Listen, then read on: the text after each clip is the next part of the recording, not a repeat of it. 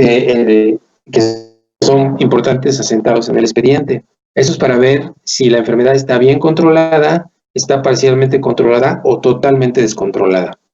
Entonces, no son muchas preguntas, básicamente son 4, y ustedes van a preguntarle lo siguiente: si el paciente ha tenido 2 o más veces por semana síntomas diurnos. Obviamente hay 2 opciones, sí o no. Despertares nocturnos por asma, eso es importante también tomarlo en cuenta. Uso de medicamentos de rescate, también 2 veces o más por semana. Pues estamos hablando de salbutamol, obviamente en caso de que tenga síntomas el paciente. ¿Y qué tanta limitación de la actividad tiene por la enfermedad? Y bueno, si todas estas preguntas son negativas, quiere decir que el paciente está muy bien, está bien controlado. Pero si tiene 1 o 2 de las 4, decimos que el paciente está parcialmente controlado. Y si tiene 3 o 4, casi todas, el paciente está descontrolado. Entonces es importante siempre que llegue un paciente a consulta de seguimiento o de primera vez preguntar esto para saber qué grado de control tiene. ¿Por qué? Porque obviamente aunado al grado de control, pues es importante también saber que un paciente puede modificar su nivel de control por muchas situaciones, una exacerbación de su enfermedad por la presencia de un alergeno o una infección que le provoque una exacerbación de la enfermedad, ¿sí? Cambios de clima, cualquier tipo de situaciones ambientales que pudieran condicionar una crisis de asma, y eso obviamente lo puede modificar el nivel de control y tendríamos que ajustar el tratamiento dependiendo de los síntomas actuales posterior al cuadro que haya tenido. Entonces el manejo es dinámico y para eso tomamos en cuenta obviamente, aparte de los síntomas, las mediciones de flujo expiratorio. Si hacemos controles para saber si el paciente tiene un riesgo de estar presentando una enfermedad grave, ¿sí? Un riesgo elevado para que el paciente no evolucione favorablemente, tenemos que estar checando las espirometrías habitualmente se hacen cada 3 a 6 meses, habitualmente de rutina es cada 6 meses. Y dependiendo obviamente del grado de obstrucción que se reporte, podemos decir si el paciente tiene un riesgo moderado o severo, si está muy comprometida su volumen expiratorio forzado en el primer segundo. Entonces, lo mismo podemos utilizar la flujometría, y en donde si tenemos valores de flujometría menores al 50%, ¿sí? En la mayoría de las mediciones, quiere decir que el paciente tiene un riesgo muy elevado de complicarse, y además de que ya tiene un asma descontrolada. Otra cosa que podemos obtener en el interrogatorio es saber qué tanto está utilizando de broncodilatador.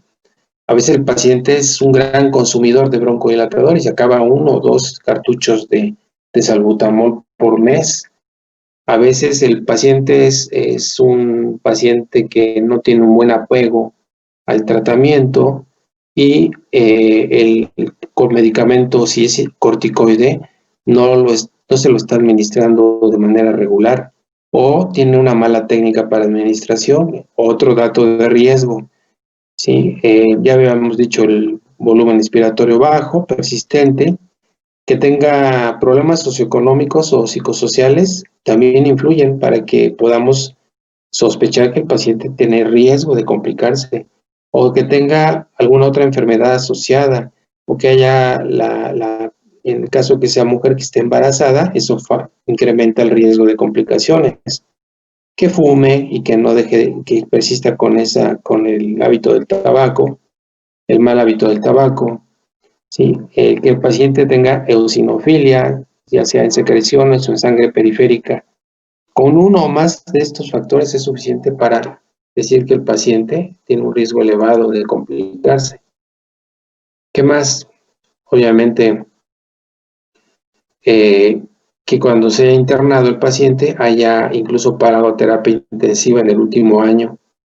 Otro dato importante es que el paciente tenga una enfermedad parcialmente o descontrolada, pero que no haya recibido tratamiento corticoide por su médico, y eso condiciona obviamente que la enfermedad pues no se controle de manera adecuada. Ambientes obviamente contaminados, ¿sí? Que puedan tener alguna enfermedad, una comorbilidad como EPOC, la eosinofilia persistente, ya lo habíamos mencionado, que tomen medicamentos que interfieran con el metabolismo de algunos fármacos, ¿sí? Que requieran el citocromo P450 para su metabolismo, ¿sí? Que pues usen corticoides a dosis altas, todo lo contrario, que no se alcance a mejorar. Entonces, todo esto hay que tomarlo en cuenta para poder predecir si tiene un riesgo futuro elevado para poder complicarse. Siempre hay que tenerlo presente. Antes de continuar y hablar de los fenotipos de asma, les quiero, los compañeros que están ahorita en clase y que van a presentar el examen, yo espero que todos, que no me falle ninguno, chequen de una vez su sistema si está bien.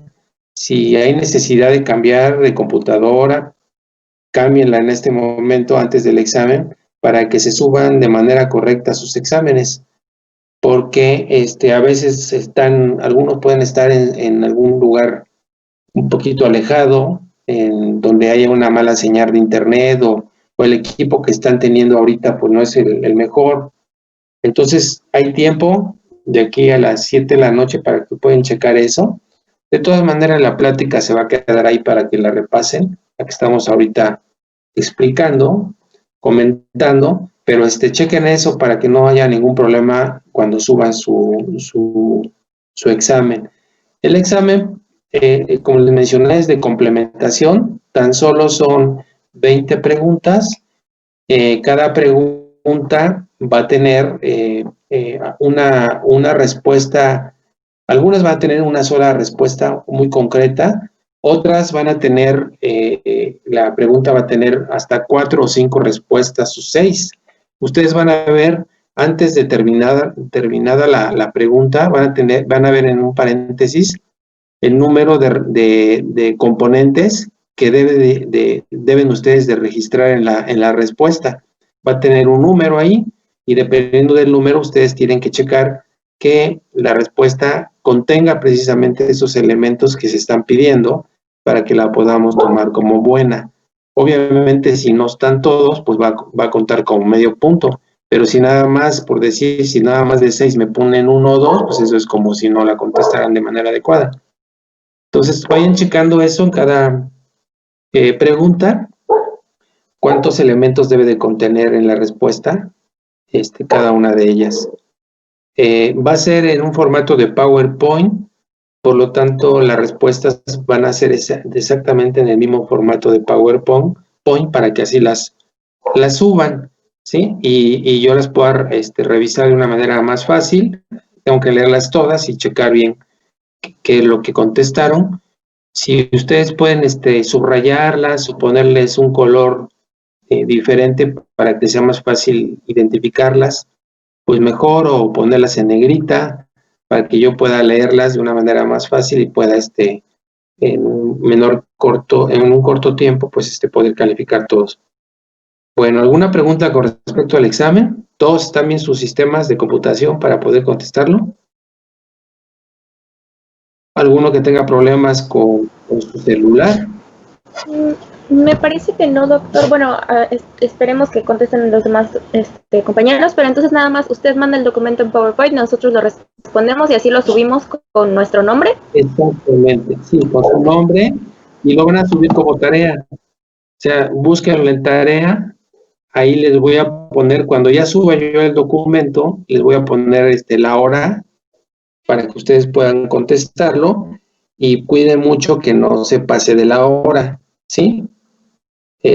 A veces llega a pasarse a 1 o 2 minutos, no había problema, pero hay unos que, bueno, digo, no es el caso de ustedes son muy cuidadosos y muy responsables, pero algunos están terminándolo a los 10 o 15 minutos, pues ya es mucho, ¿no? O sea, ya no se vale eso. Es 1 hora para contestarlo. Creo que no es complejo, las preguntas son muy básicas, entonces yo espero que conteste muy bien. ¿Sí? Bueno, entonces, ¿algo más? ¿Alguien quiera comentar algo más? Areli, Betsabe, ¿todo bien? ¿Adrián? Todo bien, doctor, gracias. Sí, Me está pasando el agua. Correcto. Muy bien.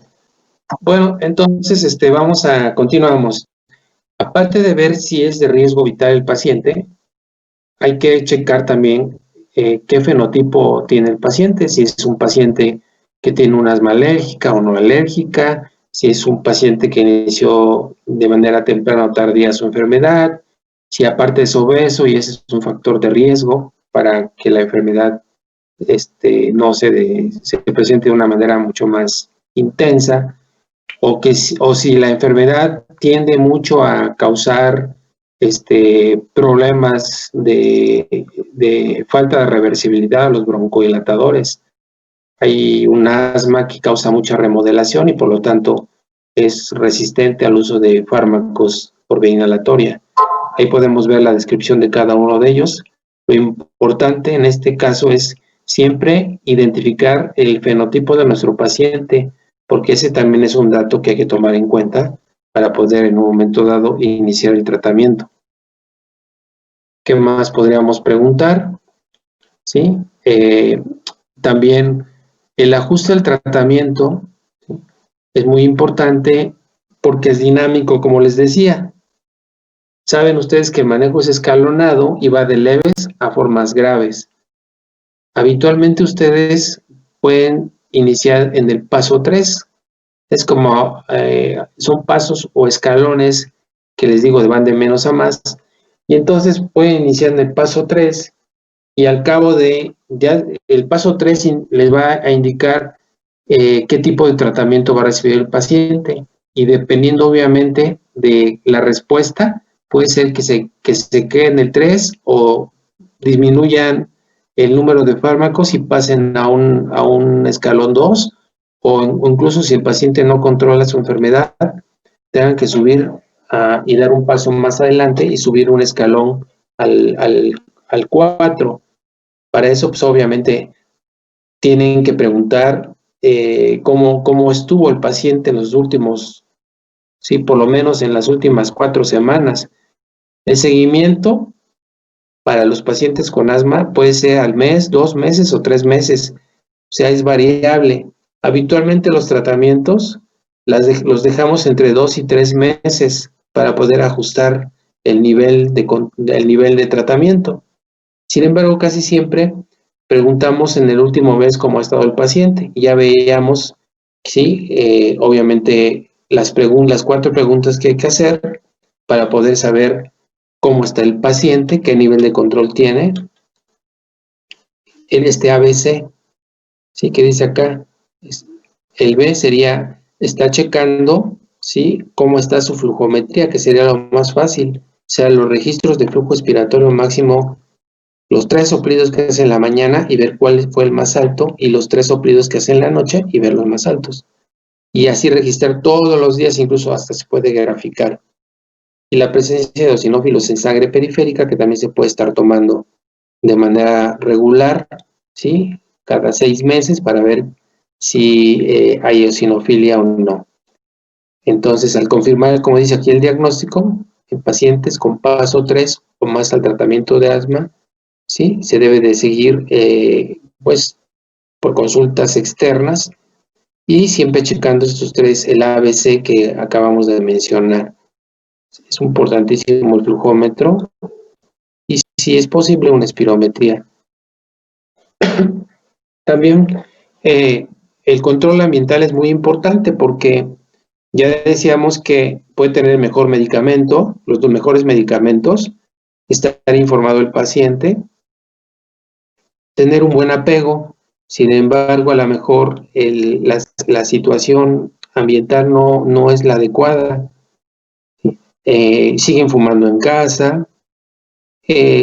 Las personas, a veces es difícil porque las personas, si viven en zonas rurales donde no hay gas y guisan con leña, ¿sí? Esas cocinas de humo de leña que ahora ya se están modificando, ya les ponen chimenea, pero de todas maneras pues se calientan o los pacientes cuando hace mucho frío o preparan sus alimentos con esas cocinas y pues están expuestos a ese tipo de humos. Una vez les voy a comentar una anécdota que me surgió. Fuimos a Cuetzalan cuando yo era residente de alergología y pues habíamos aprendido ahorita lo que estamos, de lo que estamos hablando y pues la importancia, ¿no?, de la limpieza, de evitar pues los alfombras, evitar los colchones mal aseados, la ropa muy afelpada que también se lava poco y por lo tanto acumula mucho polvo y ácaros, ¿sí? Entonces estábamos dando una plática, tanto los adscritos como nosotros como médicos residentes de alergología en el Hospital General de Cuetzalan, antes de que del actual Hospital de Cuetzalan, donde todavía teníamos dos hospitales, el alópata y el tradicional. Y en el pequeño auditorio, que era una habitación grande, pues citamos a los papás de los niños y a los propios pacientes con enfermedad alérgica, con asma. Y empezamos con nuestra plática. Obviamente era una plática pues dirigida para personas usuarias de la ciudad. Entonces pues era para ellos precisamente. Y le tocó a uno de los adscritos estar hablando sobre el control ambiental y resulta que estaba hablando de los ácaros y del colchón y todo eso, y se levanta un señor de la comunidad, ven que ahí utiliza mucho la ropa de manta, que por cierto es impecablemente limpia, a pesar de que es una zona lluviosa, que tiene mucho lodo, etcétera, perfectamente bien limpia, y se levanta y le dice: doctor, dispense usted esto que le voy a preguntar, pero creo que no se ha dado cuenta cómo vivimos nosotros, ¿verdad? Así le dijo directamente. Y el maestro dice: ¿por qué me pregunta esto, señor? Dice: porque nosotros no tenemos colchones. Nosotros lo voy a invitar a mi casa, y le voy a invitar un taquito de frijoles y le voy a enseñar cómo vivimos y dónde dormimos. Dice: tenemos 2 tablones y sobre los tablones, dice, colocamos un zarape y sobre el zarape nos dormimos. Entonces, esto del colchón y eso, pues nosotros ni lo conocemos, doctor. O sea, fue algo bien difícil, bien duro, porque bueno, debimos de haber antes hecho pues saber, ¿no?, cómo viven ellos y todo para poder adecuar nuestra presentación a la situación en ese tiempo tan difícil que tenían, y todavía siguen teniendo la fecha, pero ya no tanto como antes. Y entonces fue una situación bien complicada, de mucha pena para el profesor y para nosotros también. Bueno, entonces pues mejorar su ventilación, evitar la humedad, evitar el contacto con alergenos, vacunar a los niños, hacer ejercicio aeróbico, ¿sí? Mejorar obviamente el conocimiento de su enfermedad, y muchas veces estas enfermedades crónicas pueden causar alteraciones psicológicas en los pacientes a largo plazo, tratar eso.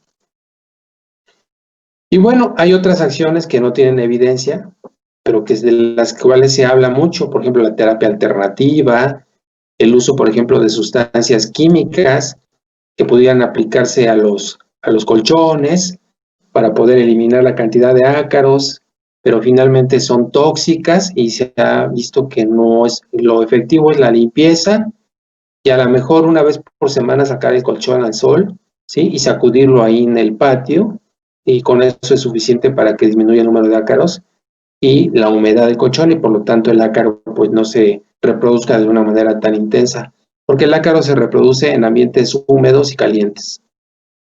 Entonces, todos esos datos son importantes tomarlos en cuenta para poder saber si estamos bien en cuanto a las indicaciones, si está cumpliendo el paciente con lo que le decimos. Y aquí tenemos propiamente los escalones, ¿sí? Son 5 pasos. Empezamos con el paso 1, que básicamente rescate, para aquellos pacientes que están bien controlados, que solamente en situaciones de agudización damos tratamiento. El paso 2 es un control simple, donde ya definitivamente el paciente tiene síntomas y se requiere un medicamento controlador, pero tan solo uno, no más de uno. En el paso 3, habitualmente ya necesitamos 2 o 3 medicamentos controladores. En el paso 4 y 5, habitualmente ya son tratamientos un poquito más especializados, donde ya a lo mejor se requieran uso de algunos inhaladores nuevos como los anticolinérgicos, ¿sí? El uso de terapia biológica con anticuerpos monoclonales anti-interleucina 5 o anti-IgE, que habitualmente ya está más para el médico especialista. Pero ¿por qué está así marcado? Porque esta guía mexicana para el manejo del asma va dirigida a médicos de primer contacto, que realmente son los que manejan a la mayoría de los pacientes con asma. Dado que el asma es una enfermedad crónica muy frecuente, digo, va de 8 hasta el 12%, dependiendo de de los estudios que se han reportado. Sin embargo, pues es una pirámide, como les mencionaba, donde la base de la pirámide son las formas leves, y por lo tanto el médico de primer contacto es el que trata esas formas de leves, ¿no? Ahora, como les decía, es un manejo dinámico que puede ir subiendo o bajando dependiendo, ¿sí?, de las condiciones del paciente y del control de la enfermedad. Entonces, siempre que llega un paciente, tenemos que revisar cuál es la técnica del uso del medicamento. Y a veces nosotros damos la explicación de cómo se usan los inhaladores, paso a paso, y aparentemente el paciente lo quedó claro, ya comprendió. Nosotros tenemos que cerciorarnos con preguntas de retroalimentación si el paciente realmente lo entendió y por otro lado lo puede hacer. Incluso cuando regresa a la consulta tenemos que verificar si está inhalando bien el aerosol. Entonces es una buena técnica del uso del medicamento, ver la adherencia al tratamiento y eliminar los factores desencadenantes, o sea, el control ambiental. Otra anécdota que les quiero comentar es de un colega neumólogo en una reunión de alergólogos neumólogos sobre asma. Nos platicaba que en Yucatán, precisamente en una población rural de Yucatán, le tocó hacer unas actividades ahí en esa zona de asistencia, como estas, ¿cómo se llaman? Cuando llegan a jornadas médicas, una jornada médica. Entonces acudían a las jornadas médicas y entonces el médico, el neumólogo, le dijo al paciente, pues mire, realmente acá es muy difícil conseguir lo que le acabo de mencionar, las cámaras espaciadoras para que el paciente pueda inhalar de manera adecuada el medicamento. Por lo tanto, pues yo le sugiero que utilice, a falta de cámara espaciadora o aerochamber, un vasito. Y si es el vaso, pues mejor que sea un vaso de unicel, donde usted pueda pues perforar en la base, y en la base del vaso usted va a colocar el aerosol, y la parte de la boca del vaso, ¿sí?, la parte ancha del vaso, esa va a cubrir su nariz y la boca. Y entonces vamos a utilizar ese vasito como la cámara espaciadora. Se va a dar 2 inhalaciones, con una primero, la detiene a la hora que hace la aplicación, aspira usted en ese momento, detiene el aire 10 segundos y después exhala. Espera de 30 a 60 segundos y vuelve a dar otra inhalación. Pues aparentemente quedó así claro. Regresa el paciente a la consulta después de 2 meses y viene muy contento. Y dice el paciente, no doctor, de verdad su tratamiento fue excepcional. Me tomé las tabletas que me dijo, dice, y el aerosol pues también, nada más que, le pregunta el médico, y bueno, ¿y cómo le hacía con el aerosol? Dice, mire, le voy a ser franco, compré el vasito de unicel, tomé el inhalador de dosis medida, ¿sí?, y le apliqué los 2 disparos al vaso, pero como vi que pues casi no se le veía nada, Entonces lo que hice fue ponerle un poquito de agua y tomármelo. Y fíjese qué buen medicamento, ¿eh? Desde que estoy tomando eso ya estoy a todo dar. Entonces imagínense que va de aplicarlo como cámara espaciadora a darle 2 atomizaciones al vaso sin haberlo roto de la base, así tal cual el vaso de unicel está, como lo consiguió, darle 2 aplicaciones dentro del vaso, como no vio que había nada, porque es un aerosol que es en cantidades ínfimas, le pone agüita y se lo toma. Dice que le funcionó súper bien. Cosas de la vida real que parecen como de chiste, pero llegan a suceder.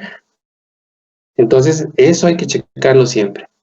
Bueno, entonces vamos a ver que el tratamiento para el asma, de acuerdo a la guía mexicana, está enfocado ya así como se publicó hace 3 años, para niños de 12 años, jóvenes y adultos.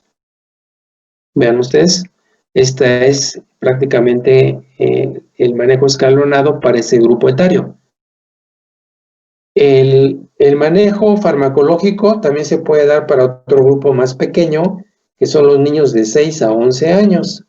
Ese es el grupo intermedio, que tiene algunas pequeñas variaciones con respecto a este grupo, principalmente las dosis de los fármacos a utilizar. Y después el tercer grupo, que es de niños más pequeñitos. Estos son de 5 años y menores. Entonces vamos a ir analizando cada uno de ellos. Recuerdan ustedes que para que nosotros podamos dar un tratamiento, en este caso vamos a tomar ya esta diapositiva como ejemplo, que explicaré a las demás. Para estos pacientes, jovencitos de 12 años en adelante y adultos, ¿no? ¿Qué es lo que primero tenemos que saber? Conocer de la enfermedad. Y lo que siempre tenemos que conocer de la enfermedad, del asma que estamos tratando, es el control de los síntomas, o sea, preguntarle las 4 preguntas básicas para ver qué tan controlado está la enfermedad. Obviamente el riesgo futuro que pueda tener el paciente, y aquí son básicamente los factores de riesgo que ya hablamos, ¿sí? Que son muchos, socioeconómicos, en relación al nivel de conocimiento y de apego al tratamiento, ¿sí? El tipo de exacerbaciones que ha tenido, si ha sido intubado, todos los factores que revisamos de riesgo, pero también es importantísimo que lleven un registro, en este caso de la función pulmonar, y lo más fácil, les digo, en este grupo de edad es la flujometría. A través del flujómetro, ¿sí? Lo que hace es medir el flujo expiratorio máximo todos los días, como ya mencionamos, para ir viendo cómo está el flujo expiratorio máximo. Se compara el ideal del paciente de acuerdo a género y talla con el que está presentando el paciente, el flujo máximo que registra después de 3 intentos. Se toma el más alto y se registra en la mañana, y lo mismo se hace para la noche todos los días. Entonces ya podemos ver en una libretita el reporte diario de cómo está la flujometría, o el paciente incluso, si puede graficarlo, y a través de una gráfica podemos ver perfectamente bien cómo se está comportando esto.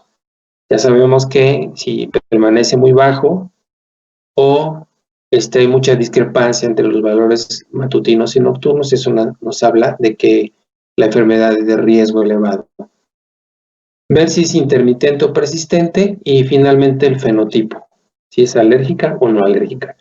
Eso siempre lo tenemos que tener presente y saber que nuestro paciente, en qué situación en especial con estos 4 parámetros, está ubicado.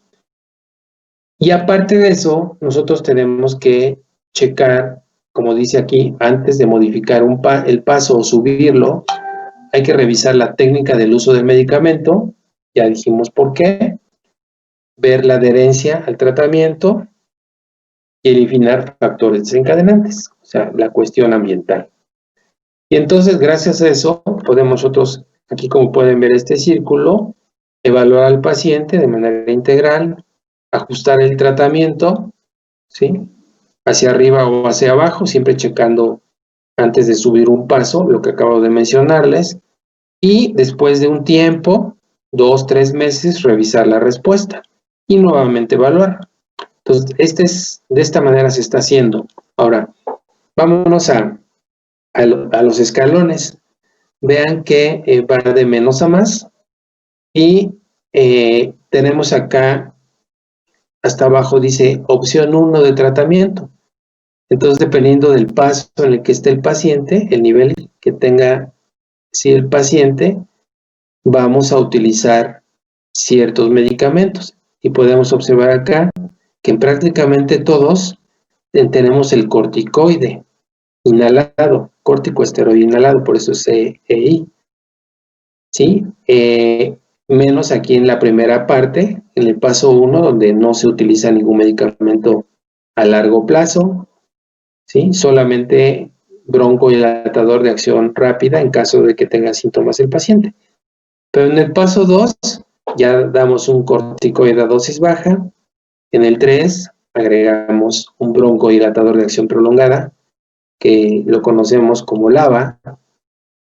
Y estos medicamentos, a diferencia del salbutamol, que se conoce como SABA, de acción corta, los LABA, que son de acción prolongada, son el salmeterol, ¿sí? Y el formoterol. Son los dos broncodilatadores que tenemos aquí en México como medicamentos broncodilatadores de acción prolongada. Nombres comerciales, seguramente han escuchado Ceretide, Discus o Ceretide Boheiler, han escuchado Vaner o Symbicort, etc. ¿Sí?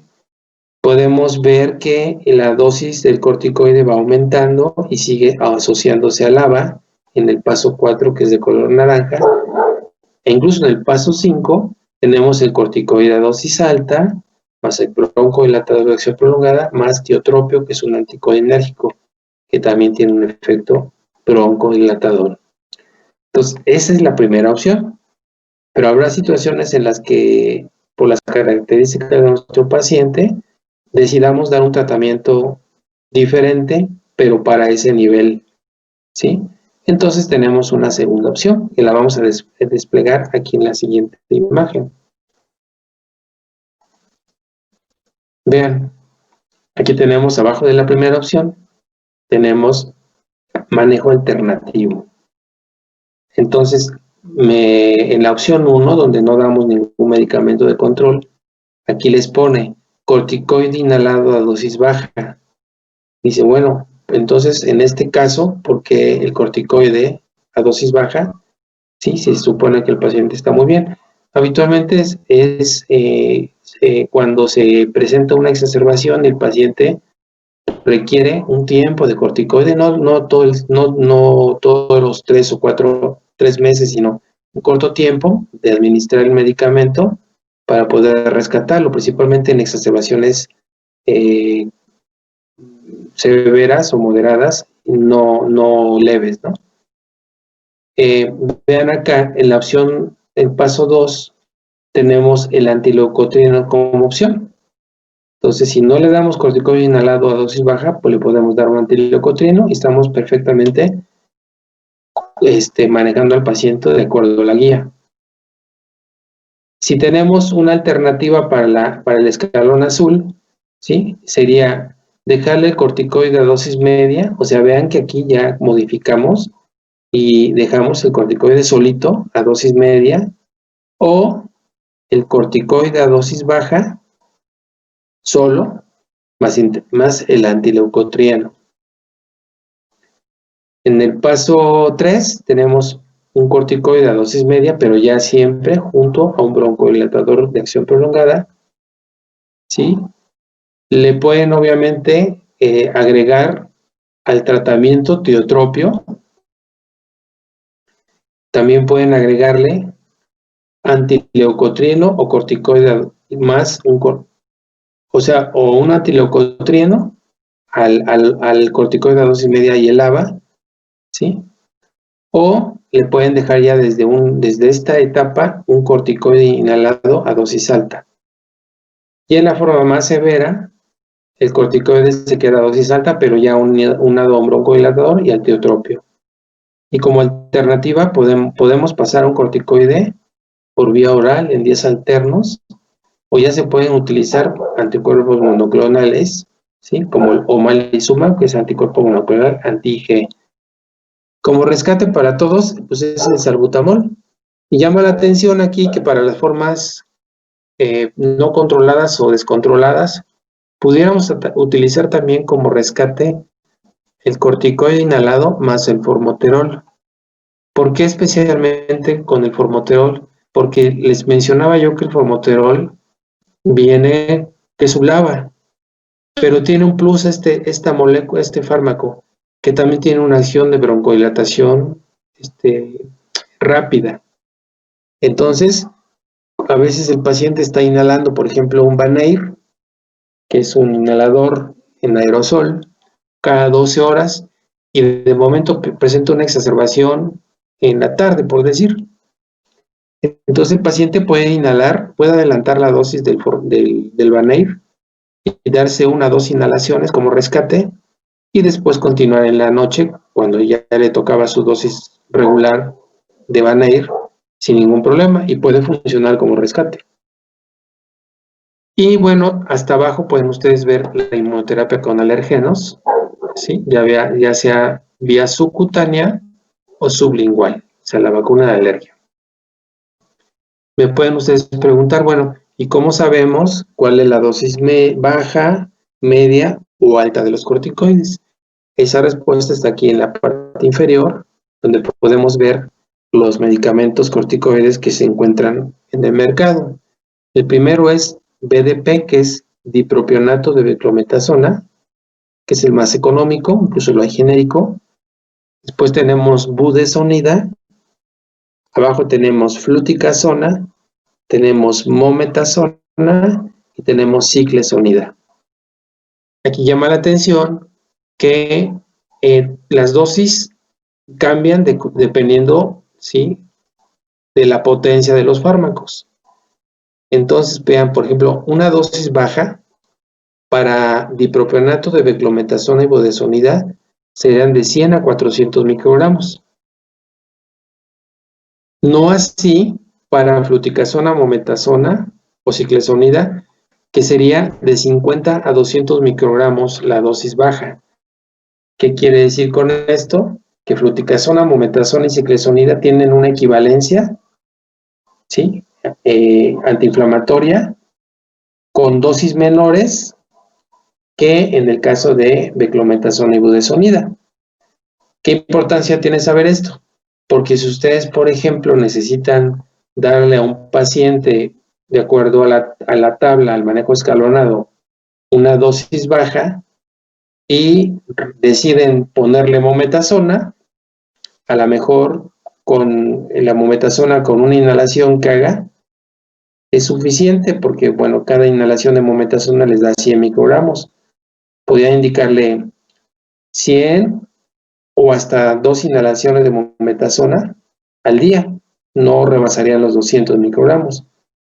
Pero si esa mometasona resulta que el paciente ya no puede comprarla porque es muy cara, y entonces deciden, o se escasea en el mercado, y entonces tienen ustedes que darle un medicamento menos caro, pero que tenga una dosis equivalente, pues pueden utilizar, por ejemplo, budesonida, pero saben que la budesonida, sí, viene en diferente presentación, viene en 200 microgramos, y entonces si ustedes deciden darle 400 microgramos de budesonida, sería una inhalación de 200 en la mañana y otra en la noche, ¿sí? Serían las mismas inhalaciones de ciclesonida, pero los microgramos son totalmente diferentes, aunque tienen la misma potencia.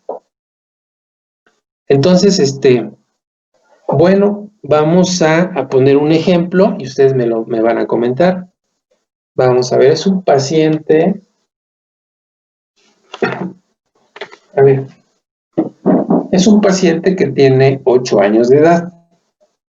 Bueno, vamos a ponerle que no es de 8 años, vamos a ponerle que es un paciente que tiene 12 años de edad y tiene un asma alérgica. y tiene 4 años de evolución con la enfermedad.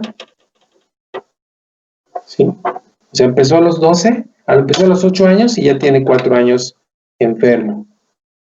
Y entonces tiene asma y rinitis alérgica. Tiene pruebas cutáneas positivas a ácaros. Aún todavía no iniciamos el tratamiento. Y entonces nosotros vemos que no tiene factores de riesgo. Aún todavía no se hace flujometrías, ¿sí? Nos dice el paciente que tiene, en el último mes ha tenido síntomas como tos por la noche, 3 noches a la semana con tos, y ha ocupado el salbutamol para mejorar, para quitarse un poco la tos en la noche. Va a la escuela, sus actividades deportivas son normales, en el día anda como si nada, está muy bien. ¿Sí? Entonces, vamos a preguntarles, ¿sí? Y el tratamiento que está recibiendo el paciente es Montelukast. Está recibiendo el paciente 10 miligramos de Montelukast diarios desde hace 2 meses. Entonces, ¿ya lo anotaron los datos? Si lo repito, 2 años, masculino, asma alérgica, 4 años de evolución, con asma y rinitis alérgica, pruebas cutáneas positivas a ácaros. ¿Sí? Al interrogarlo, hacer la anamnesis, resulta que tiene síntomas nocturnos, 3 noches a la semana, y usa salbutamol para disminuir las molestias nocturnas. La exploración física normal, y el tratamiento que ha estado recibiendo desde hace 2 meses a la fecha de que ustedes lo están valorando es 10 miligramos de Montelukast diarios. ¿Qué harían con el primero? ¿En qué nivel lo colocan ustedes? Y si está bien en ese nivel, o tendrían ustedes que cambiarlo de nivel. A ver, de acuerdo al tratamiento que está recibiendo el paciente, ¿en qué nivel está? Esa sería la primera pregunta. De acuerdo al tratamiento. El que tiene actualmente, pues sería nivel 2, ¿no? Nivel 2, ¿por qué? Porque, bueno, tiene el antileucotrino, que es el Montelukast, y el salbutamol en ocasiones, como de rescate. Ok, correcto. ¿Todos están de acuerdo que están en el nivel 2? Seguramente el paciente, cuando lo vio el anterior médico, lo ubicó precisamente en el nivel 2 y por eso decidió darle antileucotrieno, ¿sí? Ahora, llega con ustedes y ustedes lo interrogan y les digo, el paciente dice que tiene 3 noches a la semana, tos, con un poquito de sibilancias, y que se administra salbutamol y se le quita. ¿Cómo está el paciente de acuerdo al nivel de control? Parcialmente controlado. Correcto, por Giancarlo. ¿Por qué? Porque solo son 2, o sea, marcaría así en 2 preguntas, que es la de síntomas nocturnos, bueno, que despierte por síntomas, y la del uso de terapia de rescate. Correcto. Entonces, si está parcialmente controlado, ¿sí? Nosotros lo que tenemos que hacer es, pues, ir sobre esos síntomas para disminuir, para controlarlo, ¿no? Entonces, si el tratamiento con antileucotrieno no le está funcionando y persiste con esos síntomas, ¿qué tenemos que hacer?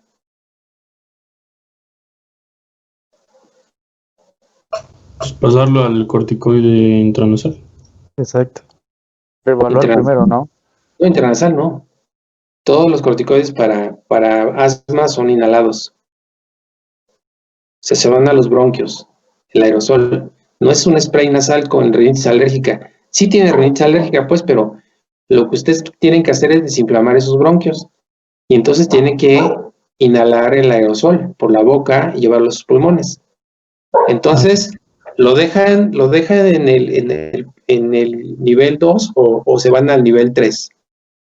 Al nivel 3 porque está haciendo utilización de mucha terapia de rescate.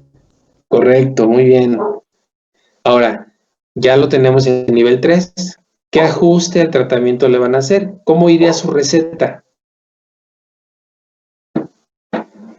A ver, dígame, ¿quién dice opción 1 y quién dice opción 2? O manejo alternativo. A ver, si fuera, por ejemplo, la opción 1, ¿sí? A ver, Areli, ¿qué le pondrías a Areli? Ahí nada más es cuestión de que despejes, ¿sí? La información que está ahí. ¿Qué dice como primera opción el escalón tercero o el paso 3? Pues la opción 1 sería un corticosteroide a dosis baja más el LABA. Correcto. Entonces, ¿qué corticoide quieres ocupar en ese paciente? Ahí los tienes abajo.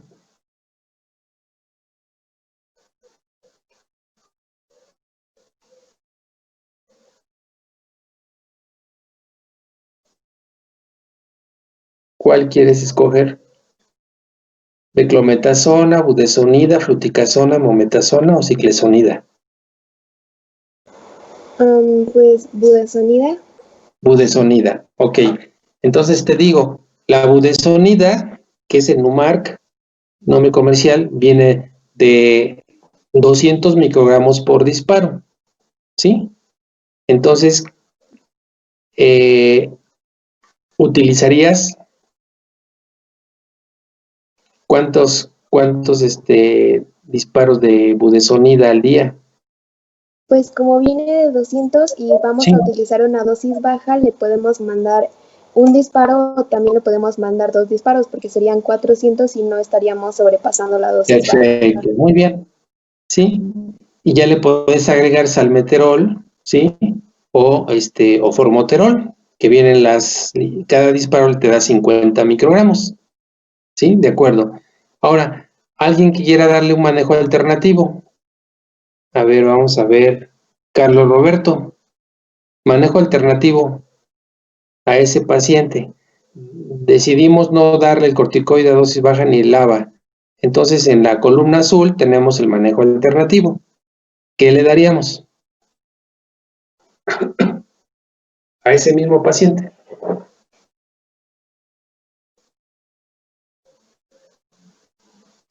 Ahí está, Carlos. Doctor, yo tengo una duda. ¿De dónde, o sea, ya sé que usted lo sabe, pero ¿de dónde sacó lo de salmeterol o formoterol? A ver, aquí está, mira, si te fijas aquí en los asteriscos, hasta abajo, donde están los asteriscos, acá budesonida más formoterol, Ah, ya, sí. ¿la viste? Y por ahí también dice salmeterol en alguna otra, ¿sí? Ok, Sí, gracias. bien. A ver tú, a Mayrani, ya que Carlos no me quiso contestar. A ver, a Mayrani. Entonces, como manejo alternativo para ese paciente, ¿qué le darías? Pues igual le podríamos dar budesonida y puede ser ahora sí de dosis baja o dosis media, dependiendo, pero pues No, checa bien no. qué dice ahí. ¿De qué dice? Dice corticosteroide, dosis media o dosis baja más antileucotrieno, ¿no? Sí, dice corticosteroide a dosis media. Esa es una alternativa. Y la otra alternativa sería dejarle el corticoide a dosis baja más el antileucotrieno. Entonces, ¿cómo iría tú? Ok. Exacto. Es que hay que checar bien. Entonces, ¿cómo iría tu receta? Bueno, una opción sería que fuera budesonida, si son 200 por disparo, había mencionado. Sí.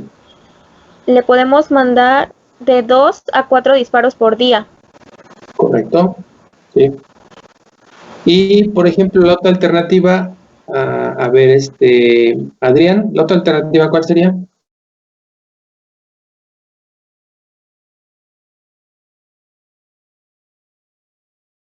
Adrián,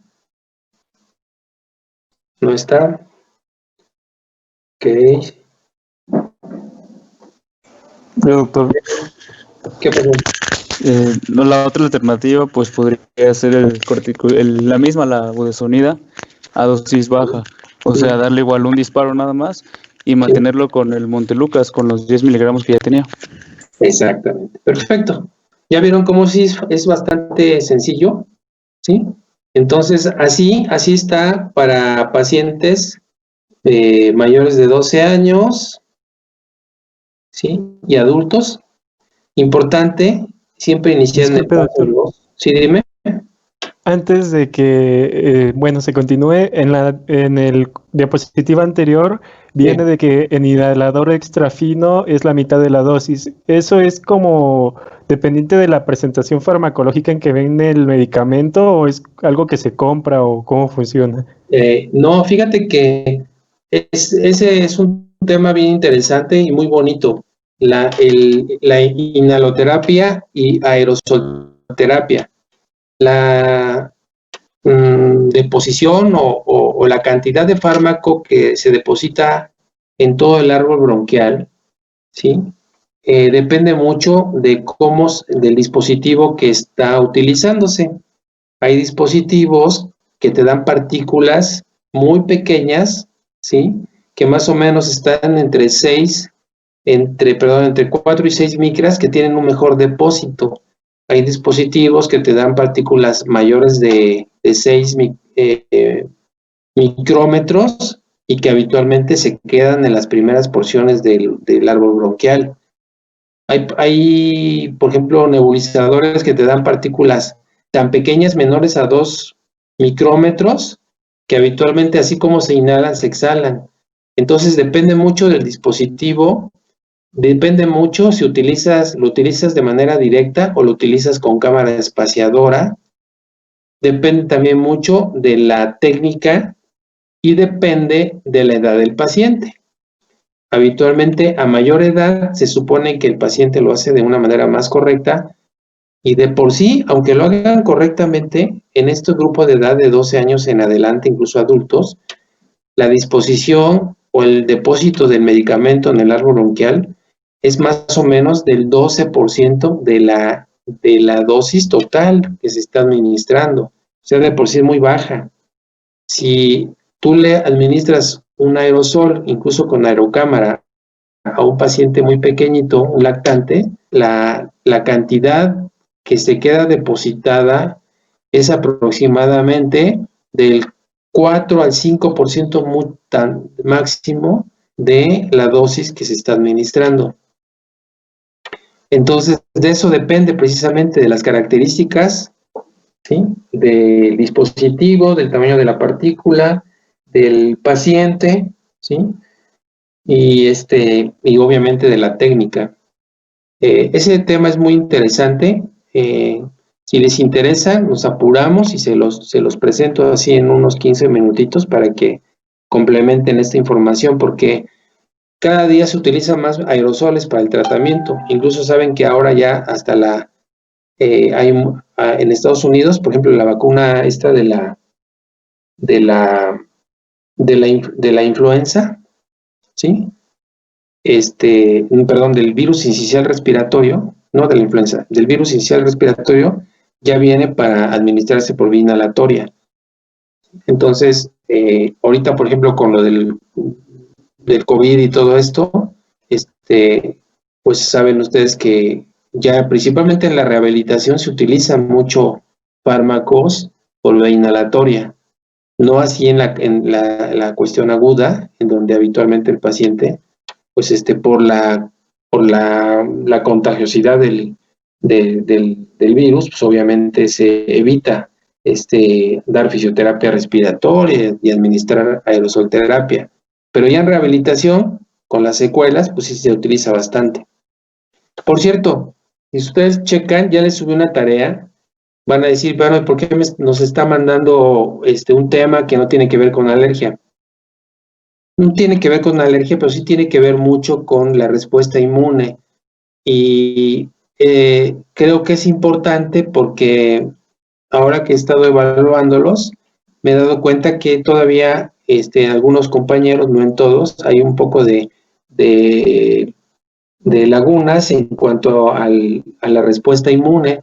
Entonces, es como un repaso. El doctor Escobar, que es el que presenta la plática, el doctor Escobar es de los maestros preferidos de todos nosotros, porque casi siempre cuando hay algún congreso de inmunología o de alergología, pues son los más taquilleros, entre comillas, porque nadie se quiere perder sus pláticas. Y es casi una ponencia que les habla de una manera tan sencilla de la respuesta inmune, hablando de las cosas básicas como de las cosas nuevas. Les va a gustar mucho, realmente se les va a pasar el tiempo. Lo único que quiero es simplemente que ustedes me hagan un comentario de lo más sobresaliente de la plática para que pueda calificarlos. Ya la subí, ya está ahí con ustedes, entonces la revisan al ratito después del examen. ¿Alguna otra pregunta? Bueno, aquí le vamos a dejar. La próxima clase vamos a continuar con el tratamiento farmacológico en los grupos menores, de menor edad. Y terminamos prácticamente el tema ya para pasar a alergia de piel. Vamos a ver urticaria y dermatitis atópica. Bueno, entonces, pues vamos al examen. Tenemos ahorita 5 minutos para descansar. Mientras yo cargo el examen, tan pronto esté cargado y ustedes me digan que ya lo pueden ver, en ese momento ya le ponemos el horario para que empiece a contar el tiempo. Mientras vayan a tomar agua, vayan a hacer lo que necesiten hacer y ahorita nos vemos en 5 minutos. ¿De acuerdo? Claro, doctor. Sí, doctor, gracias. Sí. Sí, doctor, gracias.